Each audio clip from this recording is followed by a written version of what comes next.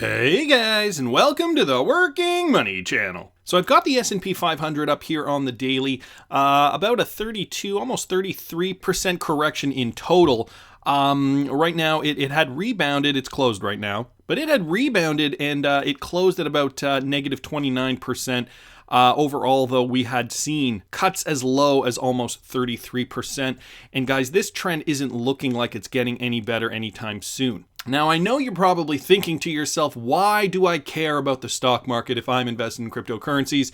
Right now, crypto is behaving somewhat similar, although we have seen a rebound now. This is XRP on the daily, and guys, you can see some gains for XRP. We've seen some gains for Bitcoin as well. Obviously, everything follows the beat of Bitcoin. Let me put it on the hourly just to show you guys where we have gone with Bitcoin. So now Bitcoin trading at 6,700 for BTC, and could this be another rally? I am reluctant to say yes at this point, just because we are in the middle of unprecedented times. And so I suppose this could mean that we are going to make our way up. However, governments of the world, everybody in the world is uncertain of how they're going to pay their next bill, what's going to happen next with this beer flu. And so I'd hold tight. I wouldn't be surprised if this was, again, just volume from traders seeing the opportunity and then sellers taking profit, Bitcoin going back down to the $5,000 mark and possibly even lower. So we'll keep an eye on that, guys. This is a great time to accumulate. Well, maybe not right this second because we are seeing a rally. I never like to accumulate on the rally. I always feel like that is a sucker move. Nevertheless, XRP trading at 17.2 cents. So if your entire cost average price is above 17 cents, then now's a good time to buy for you. You can always accumulate more. Bring that cost average down. But guys, of course, make sure you have money for the essentials first. This is not financial advice. I saw this from the Daily Hodl. Ripple appoints payment guru to lead major expansion across Asia Pacific. And this came out yesterday. I didn't really have time to talk about it in and amongst all the other things we were discussing. Global payment settlement firm Ripple is appointing a veteran in the banking and financial payment industry to lead its efforts to scale in Southeast Asia. According to FinNews Asia, Kevin Lee will spearhead Ripple's expansion strategy in the region as the firm targets its customer base in Asia Pacific. Lee has years of experience in payment settlements, fraud and risk management, and data and digital banking solutions spanning across the globe. Prior to his new appointment by Ripple, Lee held senior positions at MasterCard, Visa, and outsourcing services provider Fidelity National Information Services. As Ripple's new lead in Southeast Asia, Lee says, "We want to enable money to flow across borders as quickly as data does by empowering players in the remittance and money transfer market." So clearly Kevin Lee on board with the same narrative that Ripple keeps telling us time and time again. Keep the money flowing across borders as quickly as data does. And that has been their go-to from day one. They want to create the Internet of Value, the IOV. And think about it. We should be able to send money as quickly as someone can send an email. Guys, this from John Luciano at LuckyJohn_XRP posted this. And this, Brad Garlinghouse weighing in on the beer flu situation. He's essentially saying that employees at Ripple are working from home and staying in touch via video conferences. Like many businesses, Ripple's highest priority is the well-being of the team at Ripple. As COVID-19 developed over the past several months, the global team has transitioned to remote work in efforts to stay safe while continuing to support our customers. As for the economic fallout from the virus, Garlinghouse expects the markets to bounce back. So he says, "Our global economy is in uncharted waters, but what I've learned from history, markets are extremely resilient."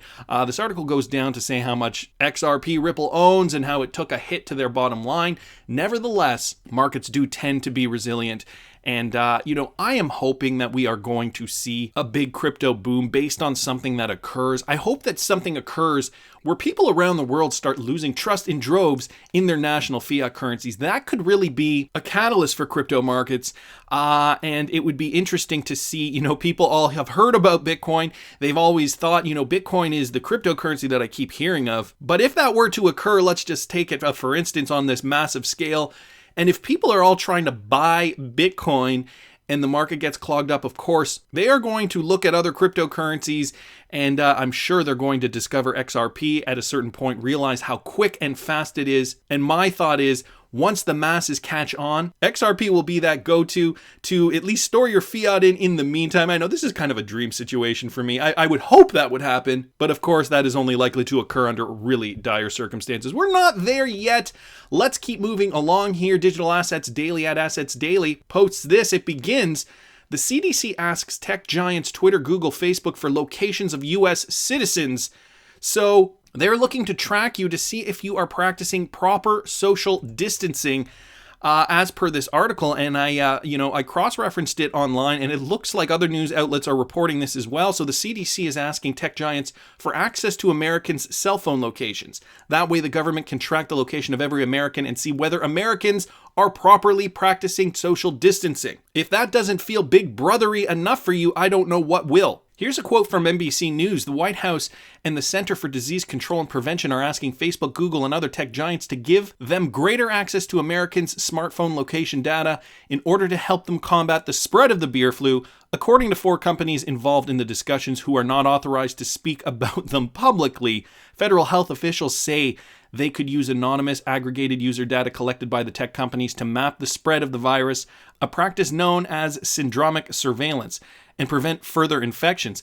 They could also use the data to see whether people were practicing social distancing. So, sounds a little disconcerting that they are going to these measures. Anyway, we got ClearBank here, and ClearBank turns to Temenos for cloud-based payments. So Temenos, the banking software company, and ClearBank, the cloud-based clearing bank, form a strategic relationship to provide banks with access to UK payment systems and a faster route to market for seamless real-time payment services in the cloud. The relationship will utilize the capabilities of Temenos Payments, a universal cloud-native, cloud-agnostic payments platform, and lower the barriers to entry into UK payment schemes through ClearBank's proven clearing connectivity. Temenos and ClearBank's joint customers will benefit from the comprehensive end-to-end service and rapid access to real-time payment service.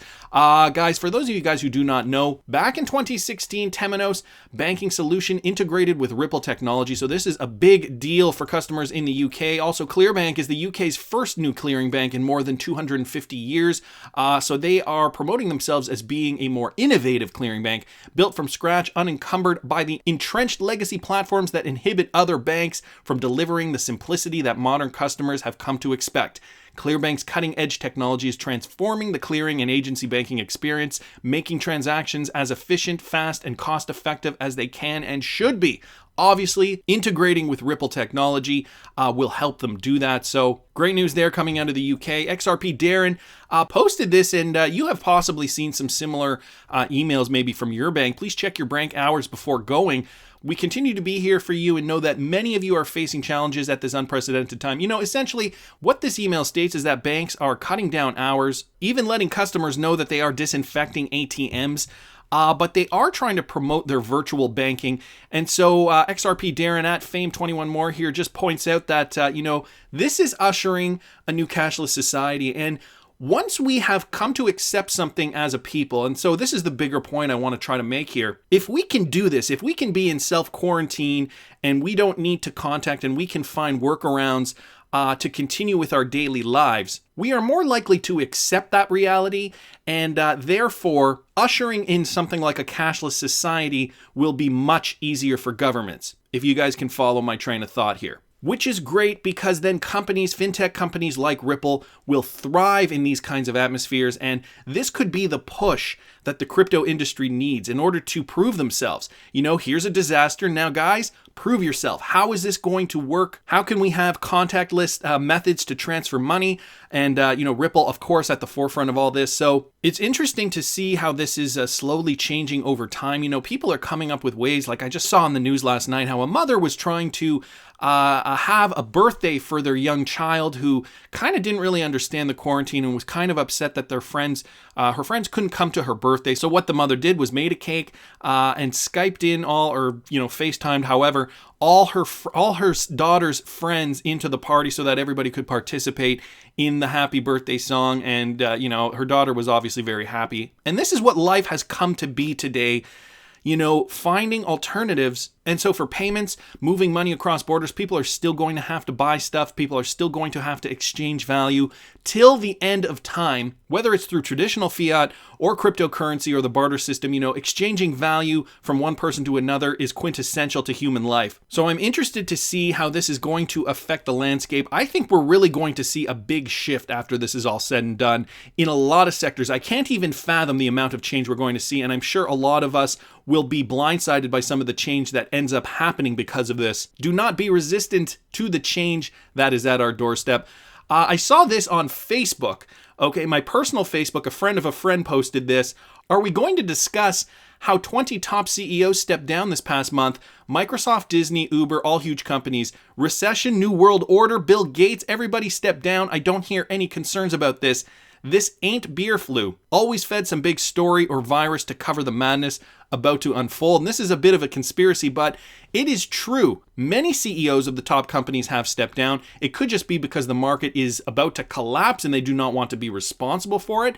But something to think about for sure. Banking shutdown drives crypto adoption among Venezuelans, and so this is ultimately the outcome that I could see on a grander level if this continues and our economy really gets battered down more than it already has been. Peer-to-peer Bitcoin trading has surged in Venezuela after shutting banks amid a nationwide quarantine. On March 17th, Venezuelan President Nicolas Maduro brought a countrywide quarantine to slow the spread of COVID-19. So they say here that the national banking system in Venezuela has been halted indefinitely. But down here it says the economic ramifications of the beer flu appear to be driving cryptocurrency adoption across the South American continent, with local Bitcoins volume jumping over 30% in Peru and increasing nearly 15% in Colombia over the past week. Both Peru and Colombia have closed their borders in recent days. So Bitcoin surging in these countries where their currencies are already vulnerable. And guys, this is what I was talking about earlier.